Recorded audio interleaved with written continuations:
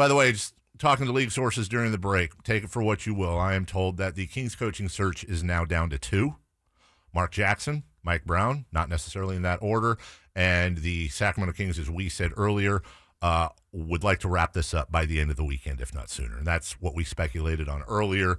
One very trusted source just told me that during the break, that it is down to 2. Who knows?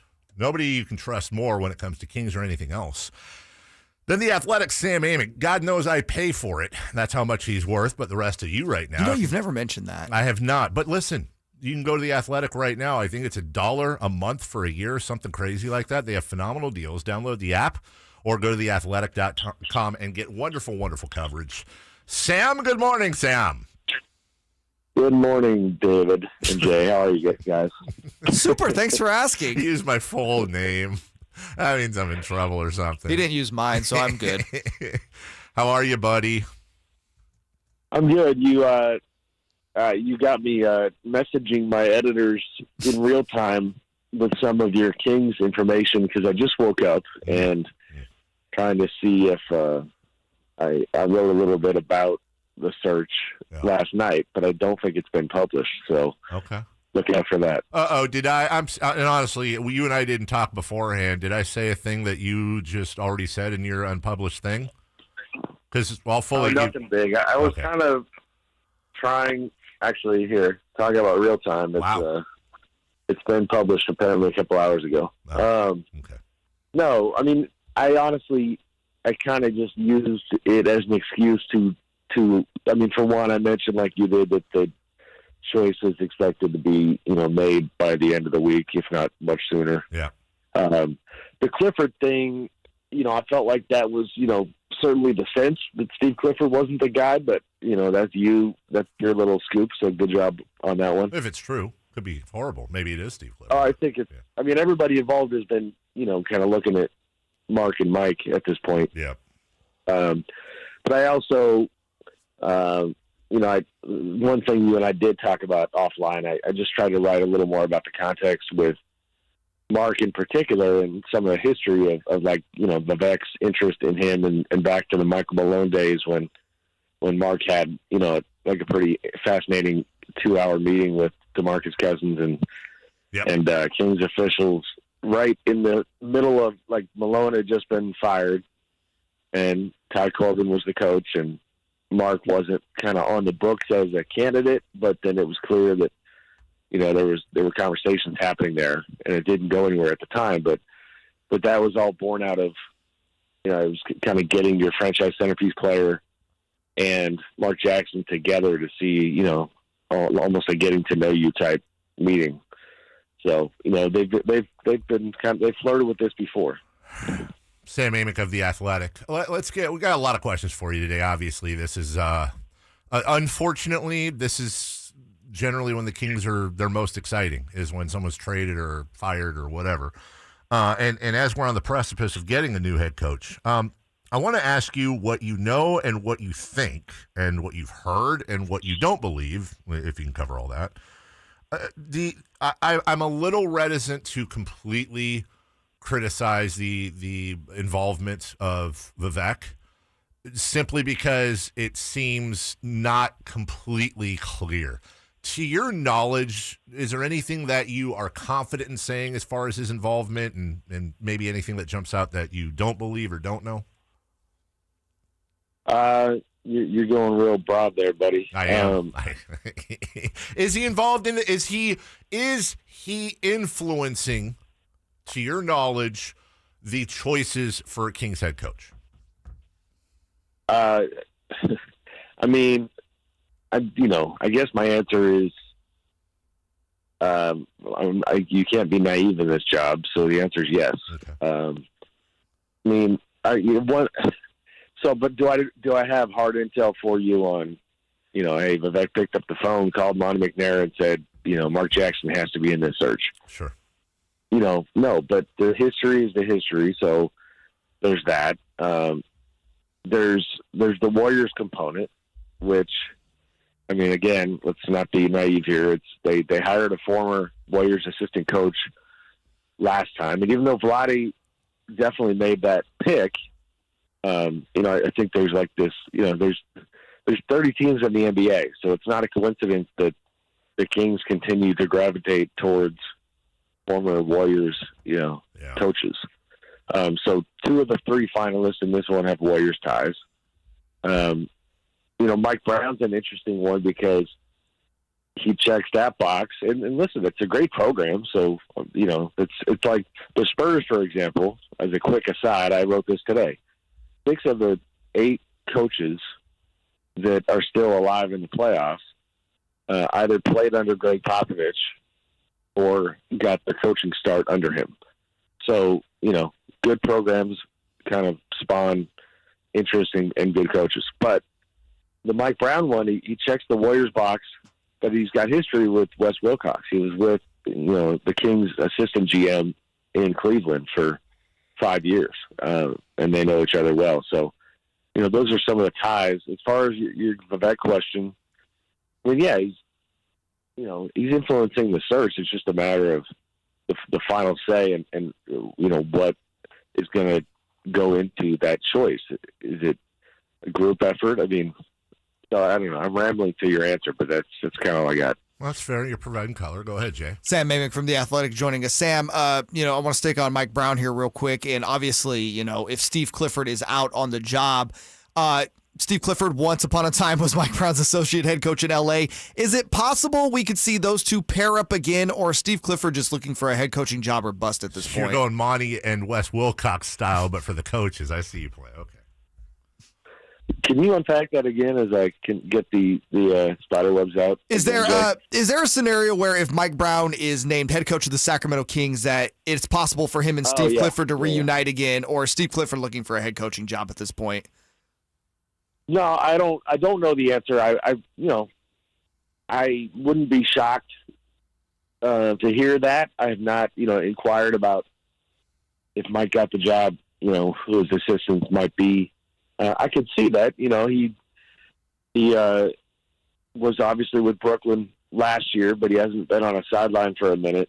And, who knows? It'd be a smart idea. But, I don't have an answer for you, unfortunately. I'm just on fire this morning. You are. None of these, yeah. This is awesome. Sam Amick nailing it down for us right here on Sports 1140 KHTK. Well, I got intimidated by your reporting chops, Dave. Like, you come in, telling me stuff I didn't know. He did that purposely. Don't buy it. I was being told by a guy the other day that the only people that know anything are you and Sean Cunningham, that I don't know anything. So take it with a grain of salt, dude.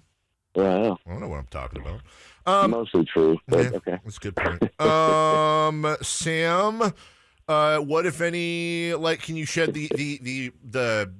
Are you lowering? I feel like you're lowering your the heart, the toughness of your questions in real time, so I can answer something. Hey Sam, are the Suns good? Have you heard anything, and can you shed any light on the idea that Joe Dumars was in the initial run of meetings before he took off for the NBA, and the Dumars Vivek camp was Mark Jackson, and the Wes Wilcox Monty McNair camp was in favor of Mike Brown.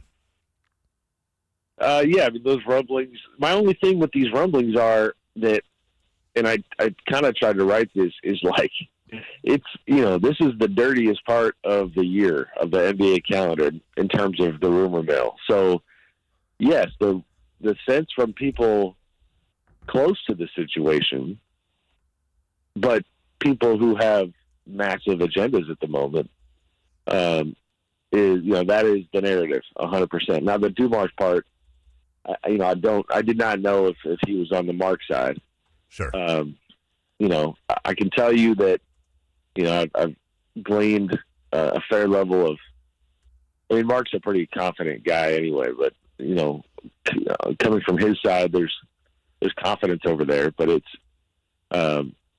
Mike Brown is kind of trying to make his mark right now. The formal interview is today. I don't know if you got specifics. I had heard going in that they might, go visit with Mike in the Bay initially, and then he would make his way up the day after, which would be today, to the facility. So that might have been the structure. But no, the Dumars part of the Mark Jackson thing, that's news to me. I thought you were going a different direction with, like I had written that, Joe wanted to oversee Monty McNair and be essentially the head of the front office, which Vivek pushed back against, which, I mean, you're having this Vivek conversation. I'm sure you covered that when I wasn't on the air with you, but if I was you and I'm looking for signs that Vivek is letting, Monty do his job, it seems like that's a pretty good one. I'm sorry, I'm reading a text here, which I shouldn't be doing, but what, if any, well, I love bouncing stuff off of you that I hear to see if you have any clarity on it. And one thing I was told yesterday, I completely forgot, and this may have no bearing. I'm just asking. Is there, to your knowledge, any truth to the idea that Monty McNair and Steve Clifford have the same agent and Wes Wilcox and Mike Brown have the same agent? Monty and Steve do have the same agent. Mike and Wes do have the same agent. That is accurate. I'm sorry, you said Monty and Steve do not? No, they do. Oh, they do. So, okay, so Monty McNair and statement is correct. Okay.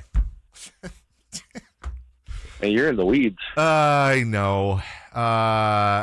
You doing okay? You getting enough sleep? No, I'm not. This coaching search is really messing with him. It is, Sam. It's messing. I got to go get him a cookie during the break. It is. But I tried to give him a tiny bit of what he might perceive as good news. He didn't even answer my questions. What was the good news? I'm sorry.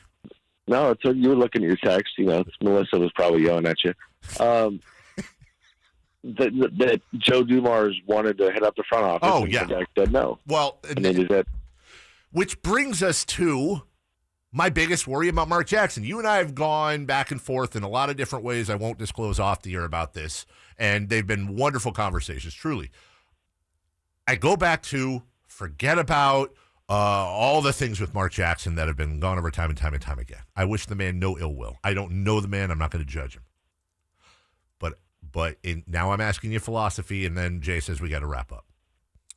Am I wrong to be extremely worried about some of the dramatic history involving Mark Jackson in past teams, both as a player but especially as a coach, and worry about things like, I don't know, Pete D'Alessandro finding out on the road from George Karl that he was being replaced by Vlade Divac, and Joe Dumars, correct me if I'm wrong, not once but twice, trying to do an internal coup and either take Vlade's job or replace Vlade, or have Monty McNair report directly to him. This franchise is probably, I think, internally at the top, if not the top, the world champions, if you will, of the NBA, of palace intrigue and internal agendas. And I worry about adding Mark Jackson into that mix. In your opinion, am I being too dramatic? I mean, be fair. Am I being too dramatic about that? I know we got to wrap. First of all, quickly, the Lakers are on line one with your statement that palace intrigue resides in Sacramento. That's fair. They have had a little bit of success, though, but that's fair.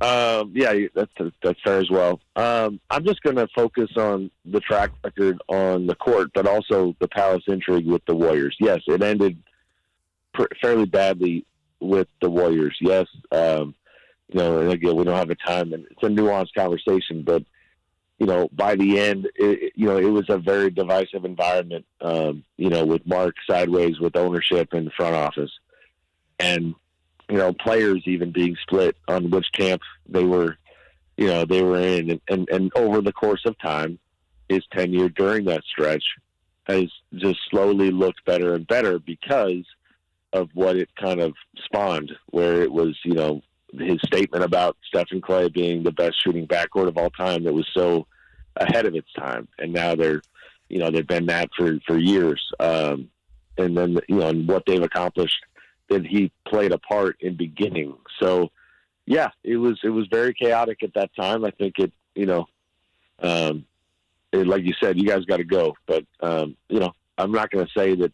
I mean, he's an inspiring guy who gets a lot out of players, and almost kind of Michael Jordan style. This is maybe not a great comp, but sometimes creates enemies for the sake of motivation and kind of getting what he needs to get out of certain people or himself. And I don't know how that would work here, but I do think, I told you off the air, I was like, if you're just talking about, making the most of these players, he might be the guy. I'm not sure. I don't disagree with that. If you're vacuuming it like that, I cannot, in good conscience, disagree with you. Sam, great work as always. Thank you for the insights, more towards the end of the interview than the beginning. And we look forward to your reporting all weekend long, refreshing. And I do have alerts turned on, as do many Kings fans, for you on Twitter. So appreciate you, buddy. Thank you. No worries. Hang in there.